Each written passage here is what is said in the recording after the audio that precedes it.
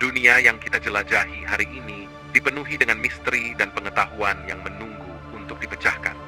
Di dalam video ini, kami dari kelompok 3 akan membawa Anda melalui sebuah perjalanan ilmiah yang menarik, mengungkapkan detail-detail tersembunyi yang mungkin belum pernah Anda ketahui sebelumnya. Mari bergabung bersama kami menjelajahi topik yang menarik dan menginspirasi.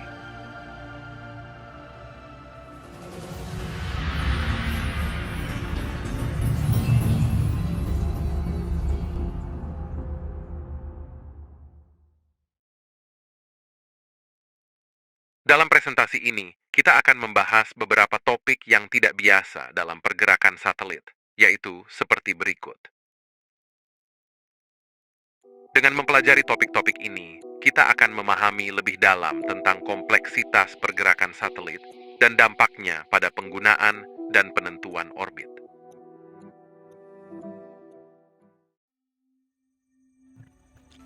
Perturbasi pergerakan satelit. Pergerakan satelit mengelilingi bumi secara umum dapat dijelaskan dengan hukum-hukum Kepler. Namun, karena pergerakan satelit Keplerian mengasumsikan bahwa satelit bergerak dalam ruang hampa dan hanya dipengaruhi oleh medan gaya berat sentral bumi yang notabene tidak sesuai dengan kondisi sebenarnya yang dialami satelit, maka untuk memahami pergerakan satelit secara lebih detail, gaya-gaya lainnya yang umum dinamakan gaya perturbasi perlu juga diperhitungkan. Dalam hal ini, sejumlah gaya perturbasi yang mempengaruhi pergerakan satelit mengelilingi bumi yaitu: yang pertama, percepatan yang disebabkan oleh ketidaksimetrisan bentuk bumi dan ketidakhomogenan massa di dalam bumi. Yang kedua, percepatan yang disebabkan oleh tarikan benda-benda langit lainnya seperti bulan, matahari, planet-planet, terutama pengaruh matahari dan bulan. Yang ketiga, percepatan yang disebabkan oleh pasang surut bumi dan laut. Yang keempat, percepatan yang disebabkan oleh tarikan atmosfer atau atmospheric drag. Yang kelima, percepatan yang disebabkan oleh tekanan-tekanan radiasi matahari atau solar radiation pressure, baik secara yang langsung maupun yang dipantulkan dulu oleh bumi atau albedo. Berikut gambar ilustrasi gaya-gaya perturbasi yang mempengaruhi pergerakan satelit.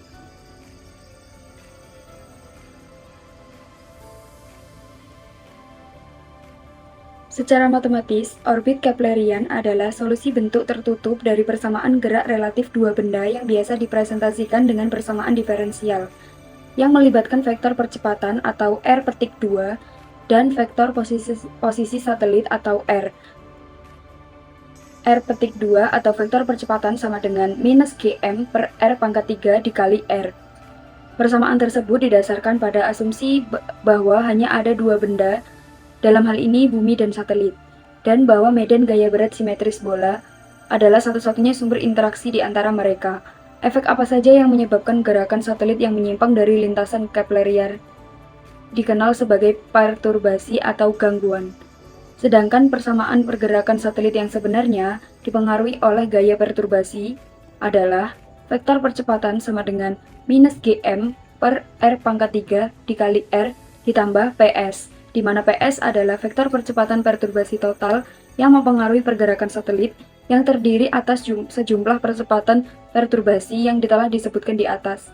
Perlu dicatat bahwa besarnya percepatan perturbasi total relatif kecil dibandingkan percepatan gaya berat utama yang diformulasikan di atas. Kalau percepatan gaya berat utama dinamakan A0 sama dengan gm per r, maka besarnya percepatan perturbasi total sekitar 10⁻²A0, atau sekitar 1%-nya dari percepatan gaya berat utama. Di samping itu, besarnya efek masing-masing gaya perturbasi terhadap pergerakan satelit yang mengelilingi bumi akan tergantung pada beberapa faktor, di mana salah satunya yang utama adalah ketinggian orbit di atas permukaan bumi. Selanjutnya adalah gaya gravitasi bulan dan matahari. Ada beberapa pengaruh akibat dari gaya gravitasi bulan. Pertama, gravitasi bulan menyebabkan semua materi yang ada di bumi seperti daratan, atmosfer, dan air mengalami gaya tarik karang bulan. Yang kedua, gaya gravitasi bulan memberikan pengaruh positif terhadap iklim di bumi yang dipengaruhi oleh kemiringan sumber rotasi bumi, sehingga kemiringan sumber rotasi bumi relatif stabil sepanjang masa yang menyebabkan iklim di bumi juga relatif stabil. Adapun pengaruh dari gaya gravitasi matahari adalah sebagai berikut. Yang pertama, planet-planet berevolusi mengelilingi matahari. Revolusi bumi yang mengakibatkan perubahan musim. Yang kedua, adanya gaya tarik-menarik dengan benda-benda langit di sekitarnya seperti planet, asteroid, meteoroid, komet, dan lain-lain. Yang ketiga, membuat planet terbesar hingga puing-puing terkecil tetap berada dalam orbit.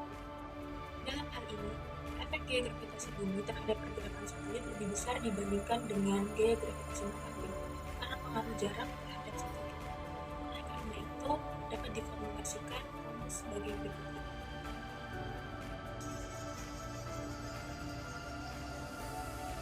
Selanjutnya adalah pasang surut bumi dan laut.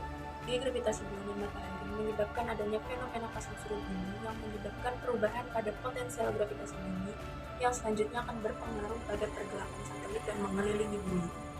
Dalam analisis orbit untuk satelit berorbit rendah, modelan efek dari pasang surut bumi secara militer adalah sesuatu yang sifatnya esensial. Kecepatan satelit yang disebabkan oleh pasang surut bumi dapat diestimasi dengan formula berikut. Saya akan menjelaskan tentang materi atmospheric drag. Dalam pergerakan mengelilingi bumi, satelit akan berinteraksi dengan partikel-partikel seperti molekul, atom, dan ion dalam atmosfer. Akibat interaksi ini akan timbul gaya-gaya yang mempengaruhi pergerakan satelit. Dalam hal ini, gaya yang paling dominan adalah gaya tarikan dari atmosfer, seperti atmospheric drag, yang arahnya berlawanan dengan arah gerak satelit. Besar dan karakteristik gaya aerodinamik yang bekerja pada permukaan akan tergantung pada beberapa faktor di bawah ini. Yang pertama, geometri, seperti bentuk, besar, konfigurasi, serta massa satelit. Yang kedua, kecepatan satelit. Yang ketiga, orientasi satelit terhadap aliran udara. Dan yang terakhir adalah densitas, temperatur, dan komposisi gas di atmosfer. Di sini saya akan menjelaskan mengenai tekanan radiasi matahari atau solar radiation pressure. Tekanan radiasi matahari atau solar radiation pressure dapat berpengaruh terhadap pergerakan satelit. Tekanan radiasi matahari bersifat langsung dan tak langsung. Dalam efek tak langsung atau albedo, radiasi matahari terlebih dahulu dipantulkan oleh bumi sebelum mengenai satelit. Besarnya efek tekanan radiasi matahari pada pergerakan satelit akan tergantung pada beberapa faktor seperti tingkat aktivitas matahari, massa satelit, relativitas permukaan satelit, geometri satelit, serta posisinya relatif terhadap matahari. Secara matematis, efek dari tekanan radiasi matahari yang langsung terhadap pergerakan satelit dalam bentuk vektor percepatan dapat diformulasikan dengan rumus berikut. Perlu dicatat di sini bahwa karena ada eksentrisitas dari orbit bumi, jarak antara satelit yang mengorbit bumi dengan matahari akan bervariasi antara 147 sampai 152 juta kilometer sepanjang tahunnya. Ini akan menimbulkan variasi tahunan sekitar 3,3% pada tekanan radiasi matahari, karena flux radiasi matahari atau solar flux akan berkurang dengan faktor jarak kuadrat dari matahari. Pengaruh tekanan radiasi matahari yang langsung terhadap pergerakan satelit umumnya paling terasa pada komponen along track, yaitu dalam arah pergerakan satelit. Dibandingkan dengan efek radiasi matahari yang langsung, efek tak langsung atau albedo umumnya lebih kecil dari radiasi matahari yang langsungnya. Lalu saya juga akan menjelaskan mengenai gaya-gaya perturbasi lainnya. Dalam analisis orbit berketelitian tinggi, ada beberapa gaya perturbasi kecil lainnya yang perlu diperhitungkan, yaitu friksi yang disebabkan oleh partikel-partikel bermuatan lapisan di atmosfer bagian atas, radiasi termal dari satelit, efek perbedaan pemanasan pada daerah batas bayangan bumi, interaksi elektromagnetik dalam medan geomagnetik, pengaruh-pengaruh dari debu antar planet atau interplanetary dust, efek relativistik, dan pengaruh dari manuver-manuver untuk pengontrolan dan pengendalian satelit. Perlu dicatat di sini adalah perturbasi karena efek relativistik, di mana berdasarkan relativitas umum, efeknya terhadap percepatan satelit dapat diestimasi sebagai berikut. Berdasarkan rumus tersebut, koreksi relativistik dari percepatan untuk satelit GPS adalah sekitar 3 kali 10 pangkat minus 10 meter per second kuadrat, dan untuk satelit altimetri, Topex atau Poseidon adalah sekitar 1 kali 10 pangkat minus 8 meter per second kuadrat. Yang selanjutnya yaitu ada implikasi perturbasi pada sejumlah orbit satelit.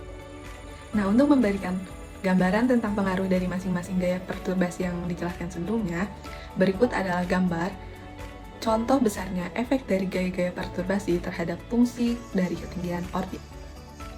Gambar di atas menunjukkan bahwa secara umum efek dari gaya-gaya perturbasi sangat dipengaruhi oleh ketinggian orbit. Di samping itu, terlihat bahwa efek dari gaya berat sentral bumi terhadap pergerakan satelit sangat dominan dibandingkan efek dari gaya-gaya perturbasi.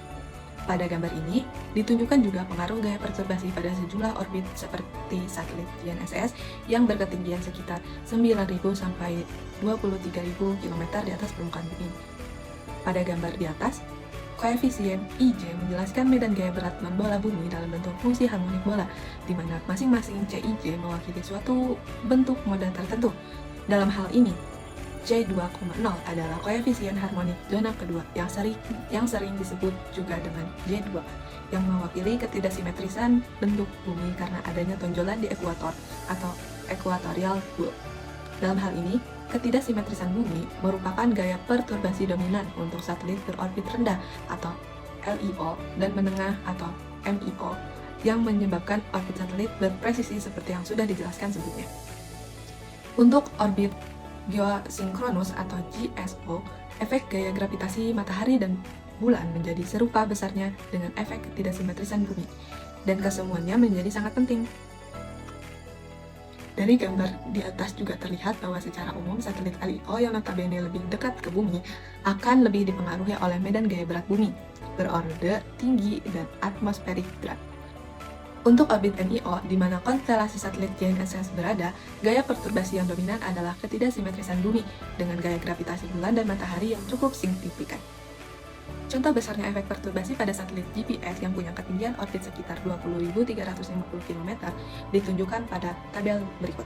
Dari tabel ini, terlihat bahwa meskipun percepatan akibat gaya-gaya perturbasi ini sangat relatif kecil, yaitu dalam orde 10⁻⁹ meter per sekon kuadrat sampai 10⁻⁵ meter per sekon kuadrat, tapi setelah 3 jam dan 3 hari efeknya menjadi signifikan dan akan berdampak terhadap ketelitian posisi dengan GPS. Seandainya kesalahan orbit tersebut tidak direduksi ke level minimalnya.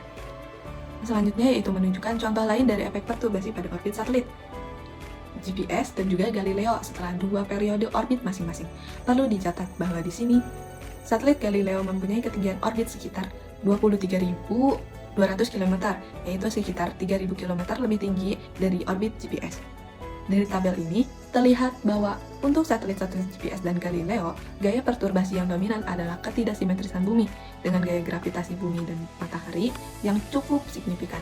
Di samping itu, solar radiation pressure dan gaya berat bumi atau harmonik tinggi juga tidak dapat diabaikan. Baik, untuk selanjutnya yaitu adalah penentuan orbit. Di sini prinsip dari penentuan orbit sendiri yaitu menentukan elemen-elemen untuk mendistribusikan orbit dari pengamatan maupun informasi yang sudah diketahui. Nah, informasi ini yaitu informasi a priori.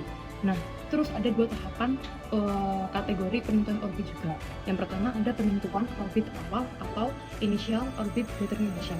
Nah, di tahap ini, di penentuan orbit awal ini menentukan parameter orbit tanpa menggunakan ukuran lebih atau informasi a priori orbit tersebut. Nah, yang kedua ada peningkatan kualitas orbit atau orbit improvement, yang dimana dalam ini digunakan semua data yang tersedia, tapi ini juga disebut dengan tahap estimasi orbit. Oke, halaman selanjutnya itu ada rumus, yang dimana rumus ini tuh berpacu pada prinsip penentuan orbit satelit yang dilakukan bisa dengan cara pengintegrasian persamaan diferensial bahwa ini dengan rumus seperti itu, yang dimana GM per R pangkat 3 dikali R merupakan gaya sentral bumi dan PS merupakan gaya perturbasi. Nah, dari data di atas tuh diperlukan data tentang posisi dan kecepatan satelit. Nah, data yang dimasukkan tuh contohnya seperti A sudut atau pointing angle, yang kedua ada jarak atau range, yang ketiga ada laju perubahan jarak atau range rate.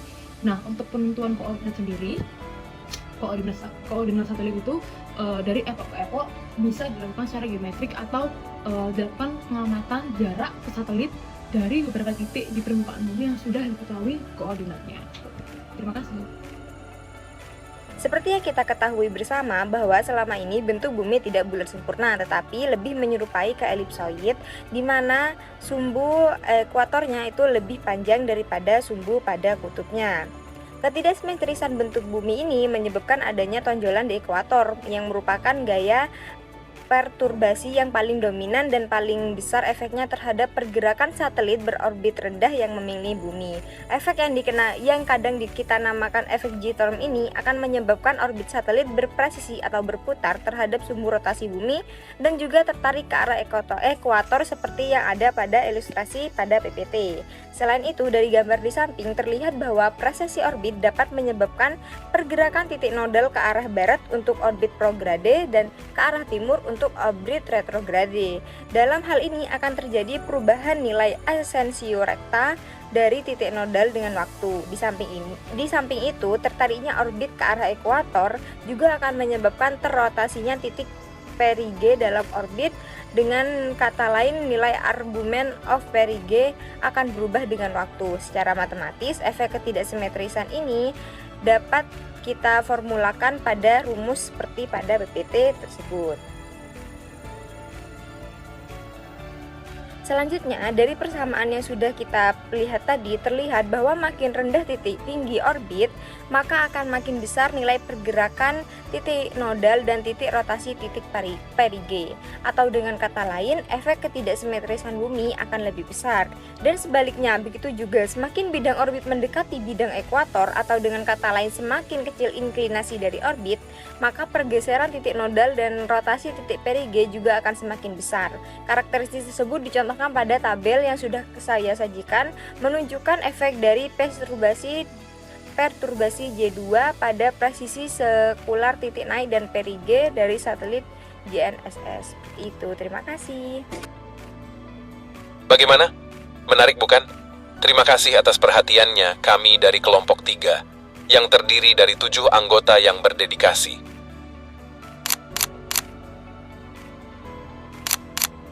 Bersama-sama kami telah bekerja untuk menyusun presentasi ini dengan tujuan memberikan informasi yang bermanfaat dan menginspirasi.